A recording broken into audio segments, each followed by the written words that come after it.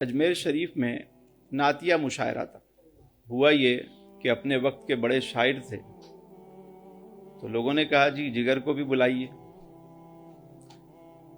جگر یوں تو بہت بڑے شاعر تھے، غالب کی طرح بڑا ایک نام تھا، شہرہ تھا، لیکن جو اکثر شعراء کو بیماری ہوتی ہے وہ انہیں بھی تھی۔ تو یہ جو میں نوشی ہے وہ عادت اس قدر تھی کہ وہ مشاعرے میں بھی ساتھ میں مشروب مغرب رکھتے تھے۔ تو لوگوں نے کہا کہ نعتیہ مشاعرہ ہے، ایسے شخص کو تو نہیں بلانا چاہیے۔ شاعر بہت بڑے ہیں،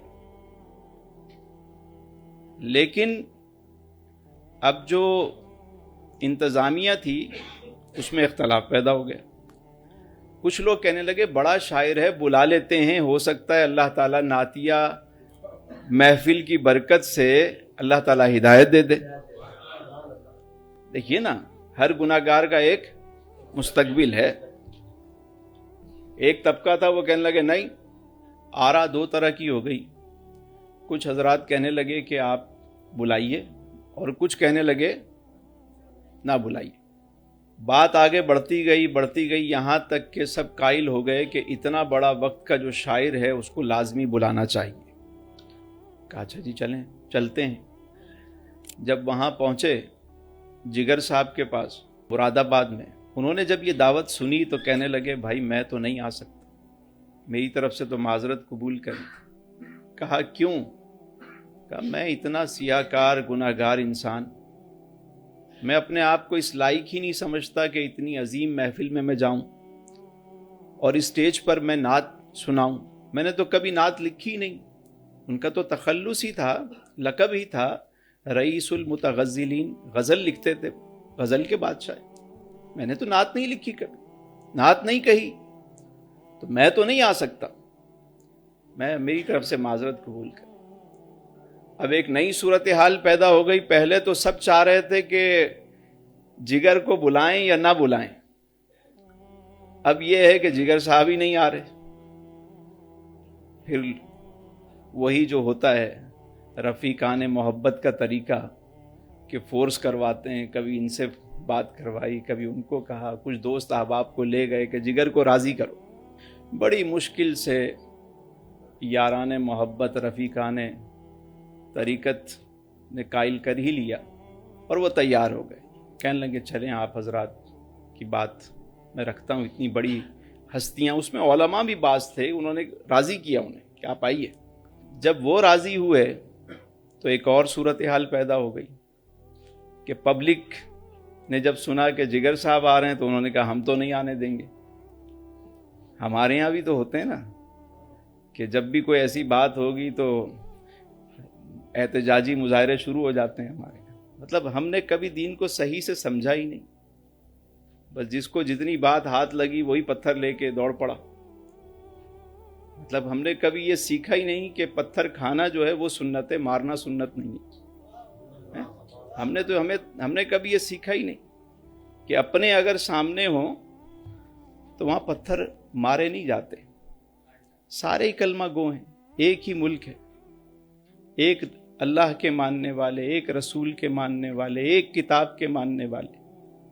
ہم تو کسی کو برداشت ہی نہیں کرتے، جو ہم کہہ رہے ہیں بس وہی صحیح ہے، اپنے آپ کو ہی عقل کل سمجھ لی۔ یہیں سے بگاڑ پیدا ہوتا ہے، یہیں سے۔ تو احتجاجی مظاہرے شروع ہو گئے کہ اجمیر میں نہیں آنے دیں گے جگر کو۔ اب ادھر جگر صاحب کا حال یہ ہے کہ انہیں جب دعوت نامہ مل گیا تو وہ جب انہوں نے سب سے پہلے تو وہ جو بوتل تھی اس کو اٹھا کے پھینک دیا، اور کئی دن تک روتے رہے کہ میں کیسے لکھوں، مطلب میری ذات کیا، میرا قد کیا، میری حد کیا، اور اس ہستی کے بارے میں لکھوں جو وجہ تخلیق کائنات ہے۔ اے رضا خود صاحب قرآن ہے جب مداح حضور، تجھ سے کب ممکن ہے پھر مدحت رسول اللہ کی۔ کیسے لکھوں؟ لرزتے کانپتے ہاتھوں سے بار بار نہا دھو کے بیٹھتے، خوشبو لگا کے کہ کوئی مطلع عطا ہو جائے، لکھنے بیٹھتے، لکھتے لکھتے وہ غزل ہی لکھ ڈالتے۔ ایک رات تو حد ہی ہو گئی، تو پھر اس وقت حضور کی بارگاہ میں انہوں نے استغاثہ پیش کیا کہ یا رسول اللہ، میں گناہگار ہوں لیکن آپ کا امتی ہوں، حضور کرم کیجئے، حضور کرم کیجئے، کچھ عطا کر دیجئے، کوئی خیرات دے دیجئے، حضور بہت نافرمانیاں ہو گئیں، مجھ پہ کرم کیجئے۔ بس اسی وقت وہاں سے مطلع عطا ہو گیا، اور مطلع کیا تھا، ایسا لگا کہ اس کے بعد انوار کی بارش شروع ہو گئی، جیسے آمد شروع ہو گئی۔ کیونکہ اس بارگاہ کا ایک اصول ہے، وہاں جب تک بندہ سرنڈر نہیں کرتا نا، کام نہیں بنتا۔ یہ جبہ و دستار اور اپنے آپ کو جب تک کچھ سمجھتا رہتا ہے، کچھ بھی نہیں ملتا۔ اور جہاں کہتے ہیں تو ہی تو، میں نہیں تو ہی تو، جب وہاں بات آتی ہے تو پھر وہاں سے شروعات ہوتی ہے۔ تو جگر صاحب نے جب سرنڈر کیا تو کرم ہو گیا۔ ادھر اجمیر میں مظاہرے شروع ہوئے اور ادھر جب نعت ہو گئی تو وہ مطمئن ہو گئے، اب اطمینان ہو گیا۔ انتظامیہ نے کہا کہ آپ 3 دن پہلے آ جائیں، اور ایک جگہ ان کو آ کر چھپا دیا گیا، کسی کو پتہ نہ چلے۔ مشاعرے والے دن آئیں گے تو اسٹیشن پہ ہی افراتفری ہو جائے گی، لوگ تو انتظار میں تھے۔ آ گئے، کسی کے گھر میں رہنے لگے خاموشی سے، کبھی یہاں مظاہرے کی خبر، کبھی وہاں۔ جگر صاحب خاموشی سے سن رہے اور مسکرا رہے ہیں۔ اب اطمینان ہے۔ اطمینان کب آتا ہے؟ جب وہاں سے کنیکشن جڑ جاتا ہے، بندہ جب سنکرونائز ہوتا ہے نا، سسٹم سیٹ ہو جاتا ہے۔ جگر صاحب مطمئن بیٹھے میں، مشاعرے کا دن آ گیا، مشاعرہ شروع ہو گیا۔ اب پبلک ہی پبلک، مجمع ہی مجمع، بہت بڑا عظیم الشان مشاعرہ۔ جگر صاحب کو اسٹیج پہ نہیں بٹھایا گیا، پیچھے کہیں چھپایا ہوا ہے۔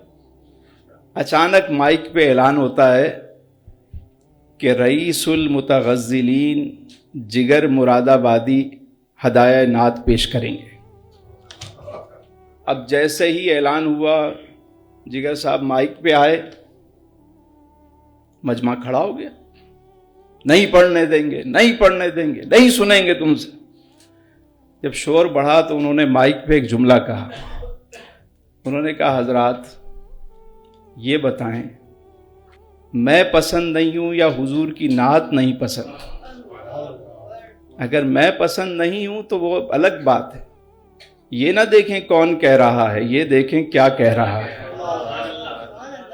مجمع چند لمحے کے لیے خاموش ہوا، اور جگر صاحب نے جو کلام لکھا وہ کہنا شروع کیا۔ کیا کہتے ہیں سنیے۔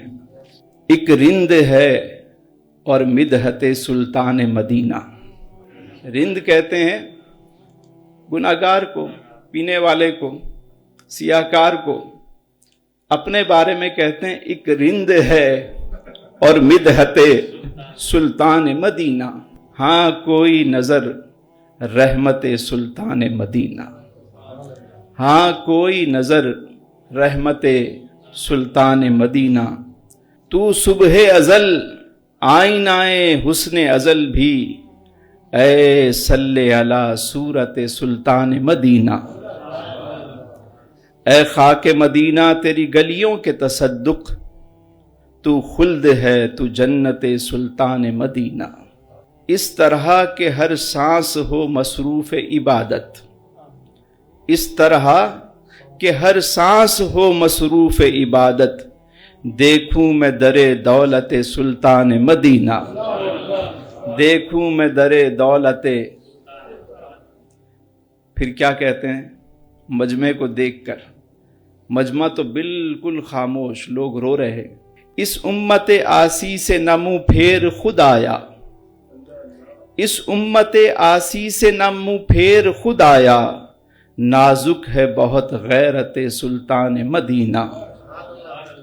کچھ اور نہیں کام جگر مجھ کو کسی سے، کچھ اور نہیں کام جگر مجھ کو کسی سے، کافی ہے بس ایک نسبت سلطان مدینہ، کافی ہے بس ایک نسبت سلطان مدینہ، ایک رند ہے اور مدحت سلطان مدینہ، ہاں کوئی نظر رحمت سلطان مدینہ۔ اس کے بعد یہ حال ہو گیا کہ سرکار کا ایسا کرم ہوا کہ انہوں نے داڑھی شریف بھی رکھ لی، شراب نوشی سب ختم، اور پھر جو نعتیں اس کے بعد انہوں نے لکھی، شاہکار کلام لکھے، اور چہرے پہ رونق بھی آ گئی، نور بھی آ گیا۔ لوگ پہلے شاعر کے حوالے سے جانتے تھے، اب حضور کی نعتیں سننے آتے، ان کا چہرہ دیکھ دیکھ کے خوش ہوتے۔ کسی نے ایک دن پوچھا کہ جگر میاں یہ اتنی رونق چہرے پہ کیسے آئی، یہ کمال کیسے حاصل ہوا؟ کہتے ہیں میرا کمال عشق میں اتنا ہے اے جگر، میرا کمال عشق میں اتنا ہے اے جگر، وہ مجھ پہ چھا گئے میں زمانے پہ چھا گیا، وہ مجھ پہ چھا گئے میں زمانے پہ چھا گیا، میرا کمال عشق میں اتنا ہے اے جگر، وہ مجھ پہ چھا گئے زمانے پہ چھا گئے۔ یہ یاد رکھیے کہ کسی کو کمتر نہ سمجھے، اللہ تعالیٰ کب کسی پر اپنا کرم کرے۔ بس ایک کام ہونا چاہیے کہ جو منتظمین نے کیا کہ کسی شخص کو نہ وہاں اس کا کنیکشن جوڑنے میں مدد کر دو۔ یہ امت سدھر سکتی ہے، ہمارا حال بہتر ہو سکتا ہے تو ایک ہی شے ہے، وہ سرکار کی طرف جس کی توجہ ہو گئی، وہاں سے کرم ہو گیا، معاملات سیدھے ہو گئے۔